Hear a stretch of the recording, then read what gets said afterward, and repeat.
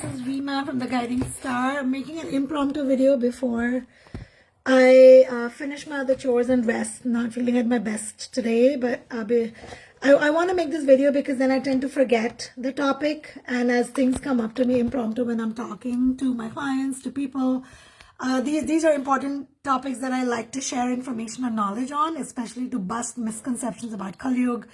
Wrong beliefs from religion or fixed beliefs that we have been taught to believe or conditioned to believe that are not working for our highest good, that are not even the truth. So let's talk about that. What is KALYUG in terms of how negative or positive or how good or bad is it? This is something that was taught to me by my guru, and I don't tell anyone who my guru is. There's very few, maybe two people. Somebody who introduced me to my guru, I know, that person may know if they remember. But my guru is not out in the public. He's amazing. He helps so many souls in so many different ways.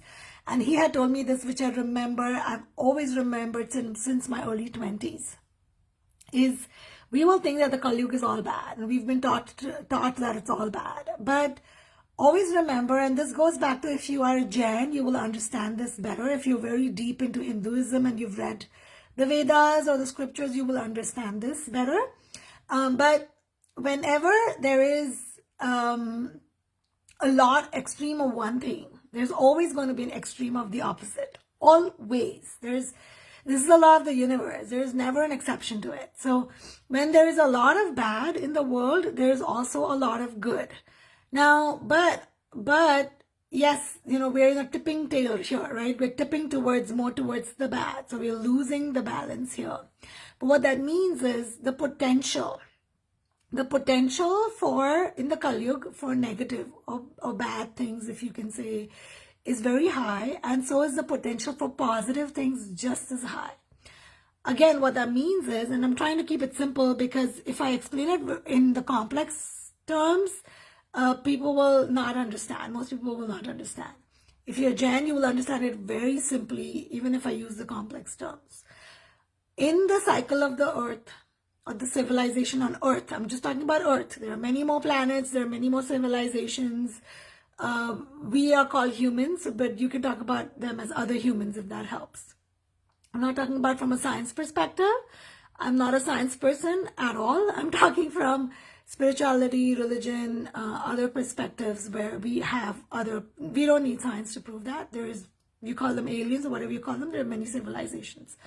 On earth, right now, as per the cycle of the earth, and there's a whole different topic, why earth and all that. It's a whole different topic. Why should we be born on earth and come here? But in the Charti cycle, in the growing cycle, we're growing from very good to very bad. But when the cycle was towards the very good, when you're living in a very good cycle, where it's very easy, everybody's more towards godliness, there's not a lot of cheating, lying, hurt, pain, negativity. It's a very simple logic, the wish to achieve God or to work hard on yourself, or the need to do that, or the ability to change parts is very minimal. If the people that I know, my friends and family who are very well-to-do, they don't have any reason to go out of their way to save money, to strive and struggle, right? They don't have a reason. They have enough money. There's no reason for them to try to work hard. The same thing is true for SATYUG. I'm talking about SATYUG. Now, in SATYUG, also, if you are from the small percent that are on the negative side of life or negative habits, it's very hard in terms of the energy. I'm just talking about the ability, the potential, the manifestation, the energy to change courses. Very, very tough. It takes a lot for the soul to build up that power. It takes a lot for that presence in the chemical energy, if I may say, the ability to manifest that, for that shift to happen. In KALYUG, we're living in high negative, right? Very high negative potential. We're tipping more towards negativity, but also very easy to change paths like this. From here to there, there to here. It's very fluid. We use the word fluid, right? If you are in spirituality, you should know this word. We live in a fluid world, more and more fluid. What does that mean? It means genders are fluid now. There's no set boundaries around genders. Careers are more fluid. There's no set boundaries. It's not like if I learned masters in science, I have to stay with science all my life. So easy to just take a certification, take a course, apply, show your skills, completely change your career path. We live in a very fluid world. We live in a fluid world where relationships are very fluid. Divorce, very common. Breakups, very common. Quick, easy, move in, move out, start one relationship. Everything is fluid, and it will continue to become more and more fluid. So will the philosophies of people, where you agree to, like, you cannot speak against somebody's beliefs. You want to try to be more understanding and unconditional about people's beliefs. Or even if you're not unconditional, legally in many ways you cannot say many things, etc. Or morally you cannot say many things, right? So as that fluidity is there, also will be the ability to manifest as much good as you can bad.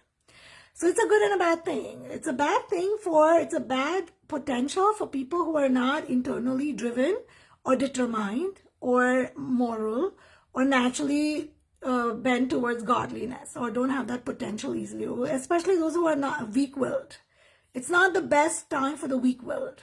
But if you're strong-willed, this is an excellent time to be on earth in KALYUG, because the fertility and the manifestation of your positive is so much. The potential is so high, which you cannot have during SATYUG. See, that's why also I've talked about, if you've been following me for years, I've spoken a lot about deities being present on earth, Hindu deities. I talk about Shiv, Durga, Lakshmi, Hanuman. I've talked about so many. They're present on earth. They're literally there around us.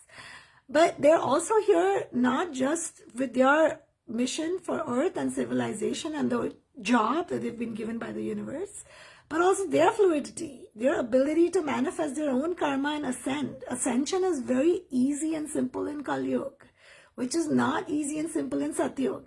That's why, when people talk about tapasya, fasting, these are all values from SATYUG. You don't need that in today's world. Like people, the copy-paste philosophy, it really agitates me, because people don't understand. They just you pick up a sentence and you apply it. Now you're picking up values and you're picking up solutions from a whole different timeline, a whole different civilization. And you're just applying it. Ki fast karna chahiye, mandir jana chahiye. You have to go to the temple. Because why? Yeah, because when you go to the temple, when you go to school, your tendency to sit and listen and absorb knowledge is going to be high. Your attention span is going to be better, right? Versus I give you a book and do the homework. At home, we may likely not do it. That's why we have temple. That's the only reason to have a temple. There's no other reason for a temple. It's tangible, in one word. Same thing is true for fasting. You fast because in SATYUG, it took a lot of tapasya and perseverance to be able to build good karma for the soul to ascend. The time was such that the potential to push boundaries in the energy is not there. But when you're in KALYUG, and to some people this may not make any sense, when you're in KALYUG, it's such fluid boundaries. It's like our houses are no more made of brick. Same thing, our souls are no more made of brick. Belief systems are not as strong. It's very easy to change boundaries, super easy. You don't need to fast, and you don't need to go to the temple, and you don't need to sit and read all the textbooks and books and do yantras and mantras and tantras. It's not that you're losing your morals. It's like it's not needed in this time. In this time, you do a little bit of meditation, you have a little bit of a wish, and you build on that wish, and you will manifest like this. You watch some bad news, and you continue to do that for 5 days, and you will manifest negativity in your mind like this. So both the power of absorption is very strong in the KALYUG. What you do with that absorption is up to you. That is the tough part. The tough part is not that KALYUG is bad. The tough part is, in the fluid world, how many people can handle that responsibility well. But it's an excellent time for people who want to ascend spiritually and can really do it in the right way. 99% of the spiritual gurus, people, practitioners you see, they're themselves living corrupted lives in some way or the other. Again, on a spectrum.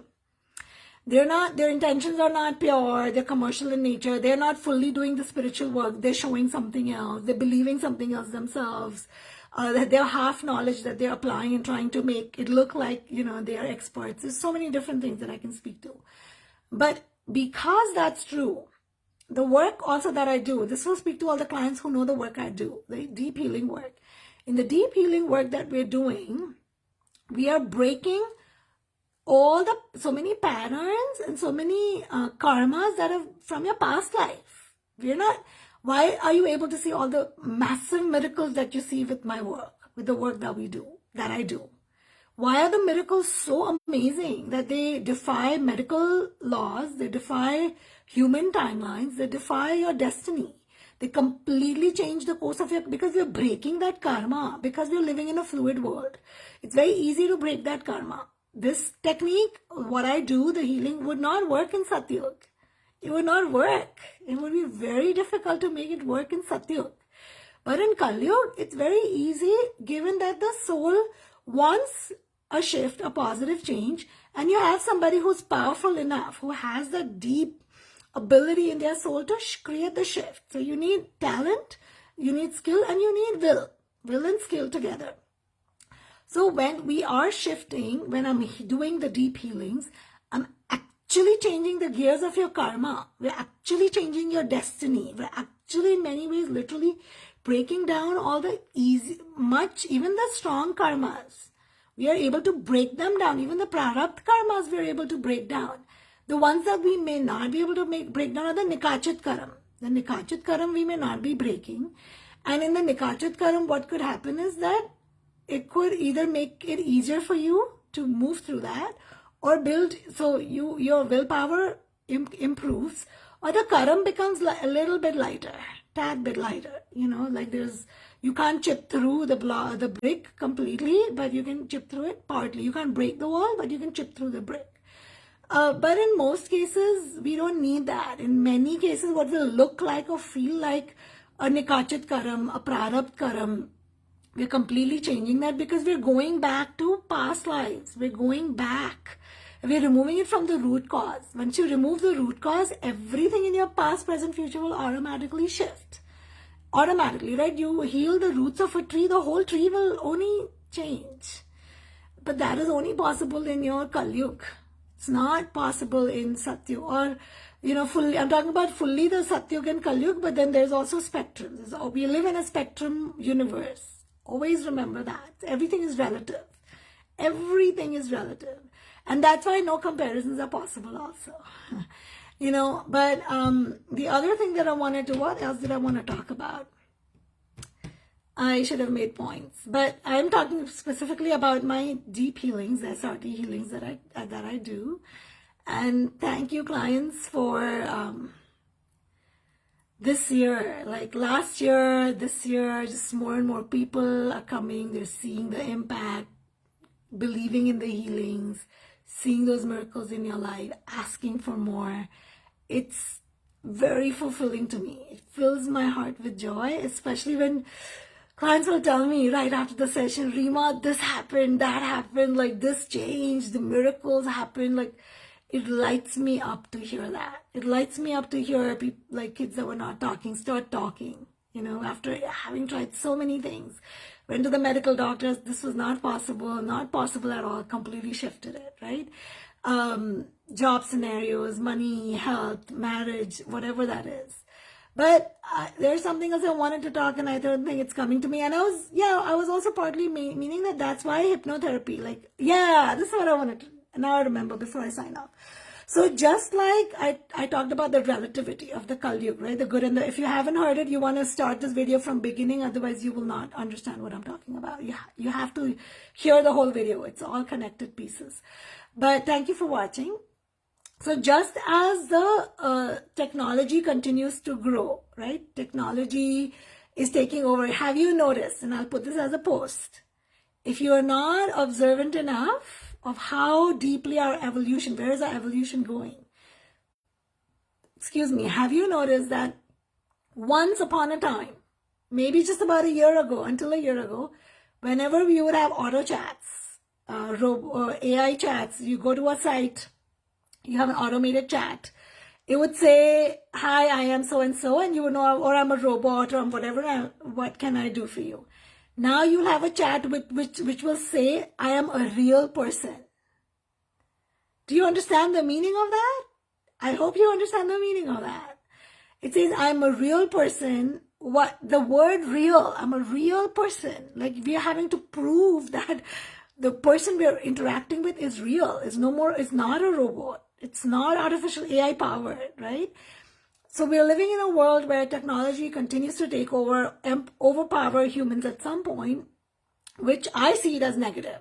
I'm an anti-technology person for most part. Some things are great, but we are beyond the mark now, right? So as technology continues to grow strong, so will the spiritual.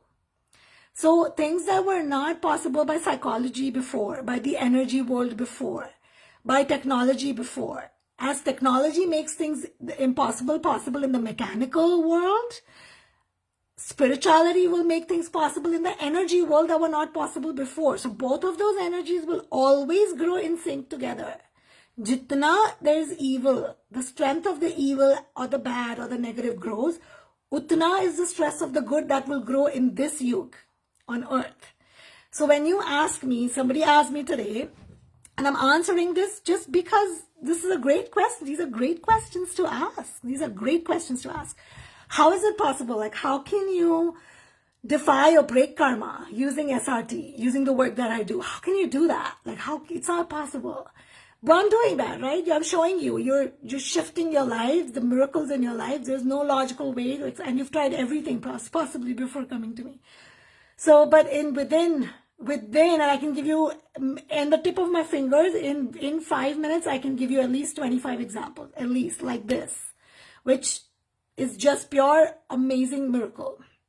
But we can do that because the power of the souls that are away from anti-technology, deep into spirituality, grows just as much as the power of the inventions and the souls that are inventing technology. So that parallelism can only happen in KALYUG. So if you are understanding and utilizing it fully, you're very lucky to be in KALYUG. My guru taught me this he didn't explain all this. He just told me one sentence and it stayed with me for life, and I understood it as I picked up life over the years. He's like, you're living in a world where it's very easy to go from black to white and white to black. That is a blessing. That's amazing. And it completely like shifted my mind. It blew me away as I continued to live. I was like, so true, so that is especially I made the video for the technology part. So it's just as much as COVID, for example, a disease grows, right? Pandemic. Utnai you'll find that there will be, there will be the ability to overcome diseases, or to healing techniques will grow. Just the equal amount. So just as in today's world, in the physical world, in physical fitness, earlier we used to have weights and we had, all the, go to the gym, right? Specific weights. Now you have different techniques also, like Pilates. Pilates will really, for your abs and your core, you have new techniques that continue to emerge that are life-changing with outcomes and results, right? Same thing is with psychology. Psychology, hypnotherapy, past life hypnosis. If you logically go to think of it, how does it work? There's no way to logically explain it. There's no way to explain it logically, right? How does it work? We don't know how it works. In terms of if you were thinking very logical minded in the 3D world. But those techniques will grow as strong as the fitness techniques will grow. As strong as the ability for cyber hacking will grow, right? Just as all of that grows, the positivity of the psychology of energy world will continue to grow. Now, religion has taught us to believe that our karmas are fixed. It's a very negative, it's a very SATYUG belief. A SATYUG belief is that if you have done something wrong, you have to suffer, there's no way around it. That's a very SATYUG, and if you don't, you have to listen to the first part of this video to understand what I'm saying. That's a fixed belief. And that's where the world was not fluid when you were in SATYUG. You have a belief, that belief is so strong. Even if your belief is not strong, the manifestation, the circumstances, the energy, the chemical reaction, the chemical ability of the universe in the air, every neutron, every electron, every cell has a manifestation ability. When I'm thinking, I'm creating geometric figures. Those figures have a potential. That potential goes out in the world. It builds the energy that I create. I'm literally talking science now, like literal. This is not metaphoric. So in Satyug, those molecules were very fixed. You could not change things. You could not, and that's why beliefs were very strong. So in today's world, thank you for the likes, thank you for listening. To say that you have to suffer is a Satyug belief. It does not apply in today's world. You don't have to suffer. Suffering is a belief. Having in KALYUG, I'm saying, having to suffer for what you did wrong is a belief. Yes, you could have done something very wrong. Very wrong. Come to SRT. Take a session with me. Take a session. Those of you who are doing this, you know. Take sessions, because what I'm doing in the sessions is I'm literally just going back and I'm deleting your karma. I'm just clicking delete, delete, delete, delete. I'm telling the soul, hey, you did this wrong. Awareness for you. Let's forgive. Let's learn. Let's change your habits. Delete, delete, delete. That's what I'm doing. I'm going back in your past lives. And I'm deleting the karmas that you don't have to suffer for now.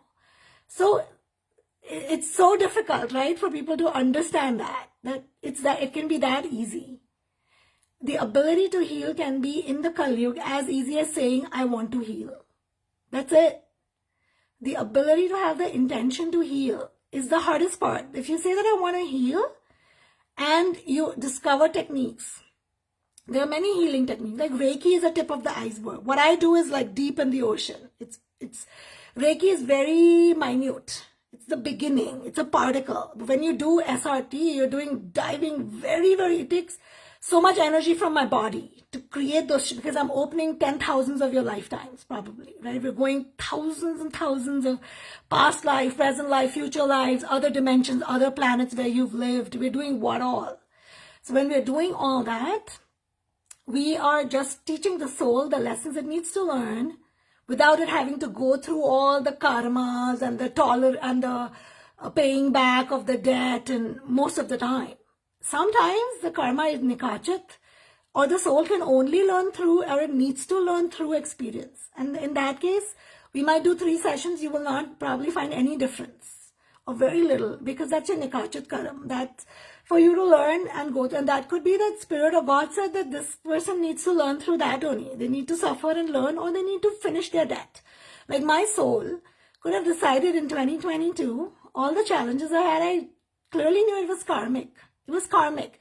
I had to keep I had to keep giving myself healing to just move through, to have the strength. Couldn't break the karam. But my soul also wants to give back those karam and finish them, so that when I reach Satyug or another time, I don't want to have to suffer.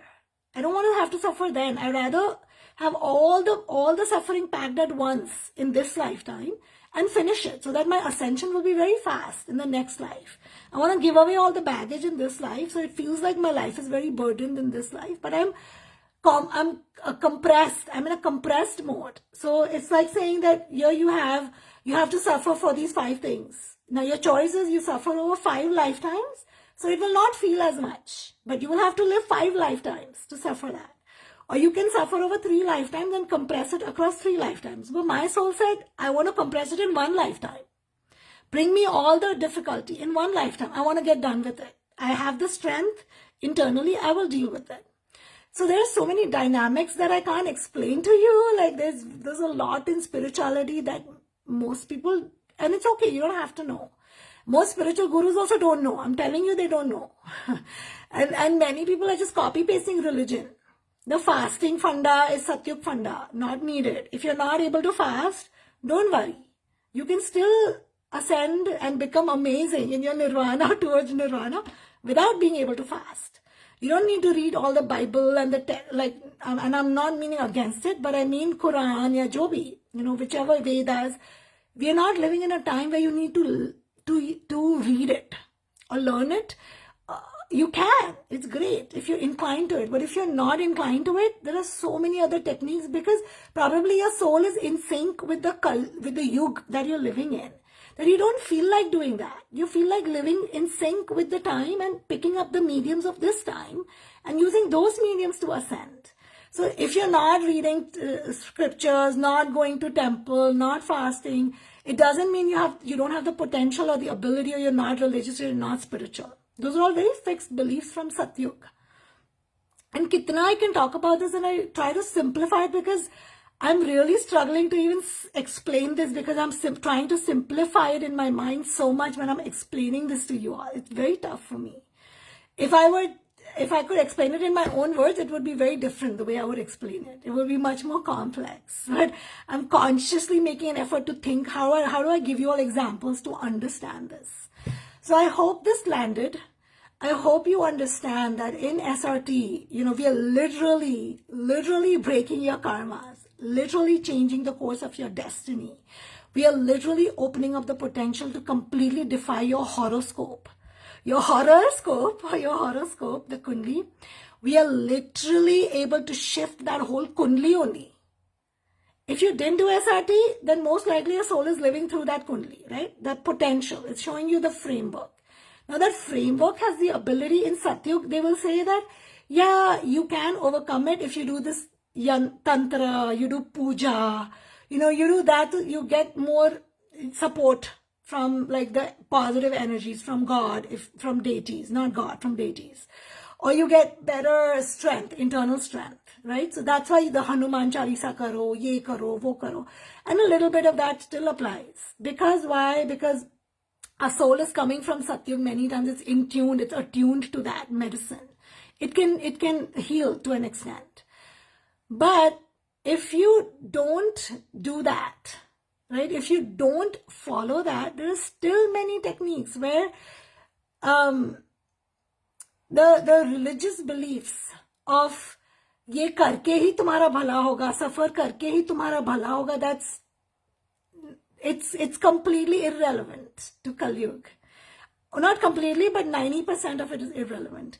And same is true for your Kundli. So for your Kundli, if you were not doing anything, you're living in the potential. The potential is the Nikachit Karam. The Nikachit Karam in your Kundli would say, this person has the potential, like the karma is so heavy that they will have to marry somebody who will abuse them. Right? And they will marry somebody who will abuse them because wo tumhara debt hai to that person that you have to give back. Or you are in a pattern since many lifetimes to suffer. Until you don't learn to speak up, you will continue to suffer till your soul learns the lesson to stop suffering, to start speaking up. It could be either of the two. Now, if a person, old times mein jaise bolte hain, if a person wants to overcome that karam or reduce the impact of the abusiveness, get out of it sooner, then you can do yantra, puja, tantra, wear gemstones. That's Satyug. That's Satyug ke remedies. Okay?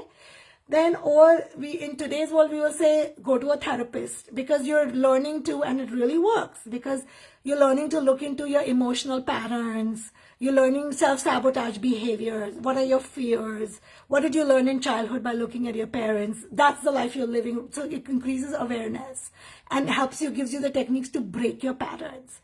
Now that is a way to, in a way, to start defying your Kundli. You define your Kundli, you're beginning to, depending on how much work you do. Hard work is needed.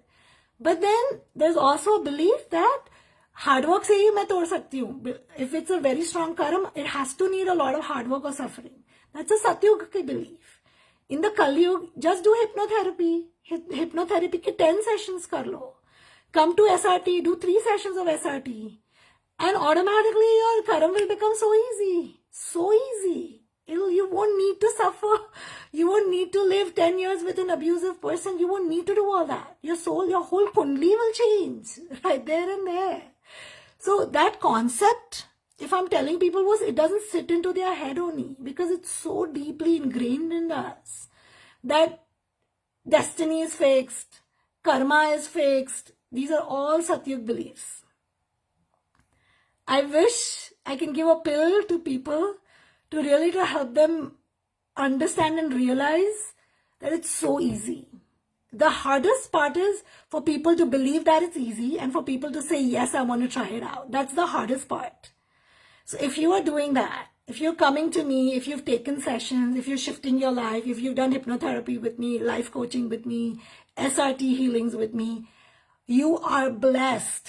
You're blessed because you have overcome the biggest battle is the brick of that belief that you've broken, first of all, to give these a shot. Or if you're going to anybody else, really, to truly believe that it's possible to create shifts. Now, to an extent, your Kundali will show that is this person likely to find those outcomes? Is the soul inclined to find outcomes and believe in something that's beyond the, right? So that will show in the Kundali. But once you get that step in the door, once you open that potential can be opened so much that there's no cap necessarily. But sometimes I'll see that also in the Kundali, that this person will only go this far. They will, but they'll only go this far. So that potential will show. But if you come to SRT, for example, we can even shift that potential by itself. So why some of you will tell me that my husband, this person who never believes in life coaching, never believes in hypnotherapy or healing, we do a session with their soul, or I do a session with you, and they suddenly start supporting you and believing you. How does that happen? I've never even spoken to them. How is that happening? Think of it. How is that happening? How do they start believing? How do they start supporting you all of a sudden? How do they really start shifting as a person without me doing any work with them? Think of like the ability to manifest, because we're living in such a fluid world that a soul, the ability to influence the soul is this high, whether positively or negatively, in the KALYUG, which you would never get in the SATYUG, very rarely. So feel blessed. Feel blessed that you're in the KALYUG so long as you utilize it in the right way. And the other responsibility is you have to continue to utilize it, because again, the fluid world, again, I don't know how much of you guys understand when I'm talking the depths of it. A fluid world means that every minute, every second is fluid. Today I could be very good and I could be the spiritual guru, right? Like in general. If I don't keep up with those practices, very easy for that to go right down. So the responsibility is very high because the ability for freedom is very high. So the ability for fluidity is extremely high. So that responsibility continues to remain throughout. And the more we get into KALYUG, that responsibility continues to increase. So I know I spoke about a lot of fundas and complex things, but this is my passion. It's really my passion to completely shift people's mindset, and beyond that, totally shift your life only. Like completely shift your life that you couldn't imagine. How that's even possible, and without you having to really work very hard or wait for many years and all of those belief systems. I appreciate my clients very much. I'm not feeling well today, but after talking about this, I'm starting to feel so much better. I'm smiling, but I'm still not feeling well. I have my dawai here, in fact, and I was like, I'm going to go to, I have to finish some important emails, and then I have to go to bed. And see, I made the video and I love it. Thank you for those of you who are listening so much. Thank you so much. If you haven't experienced healing sessions with me, with the work that I do, I credit it to my teacher. I'm the 3rd generation practitioner. So blessed to Kim, who got me into it, and my teacher who taught me. She's amazing. She taught it directly. She learned directly from the founder. And I feel like it's not just the technique, it's the person, right? I'm a great match for it. It's just very into my soul. It's in me. It's ingrained in me. It's just something that, it aligns with me and very well. My personality, my spiritual gifts, they align very well with this work. I would really feel it's you're missing out. If you're not experiencing this in your life, it's like the gem is right in front of you, and you're just not, and I don't mean me, I'm talking about the work, and you're just walking by it, so I would highly encourage it. There's nothing to lose. There's everything to gain from it.